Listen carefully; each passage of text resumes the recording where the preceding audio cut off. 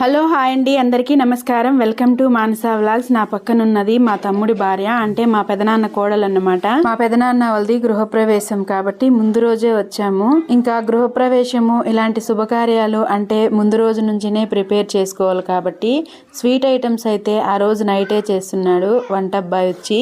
ఇంకా బంధువులంతా కూడా వచ్చారండి. ఇక్కడ కనిపిస్తున్న ముగ్గురు మా పిన్నియలు అన్నమాట, అంటే పిన్నీసులు కాదు. మగవాళ్ళంతా తోరణాలు కట్టడం, సప్పరం వేయడం అలాంటి పనులు చేస్తే, ఆడవాళ్ళంతా కలిసి అయితే ఇలా పూలు కట్టుకోవడం, తాంబూలాలు కవర్లకు పెట్టడం, అలా పని అయితే రేయంతా నిద్రపోలేదు.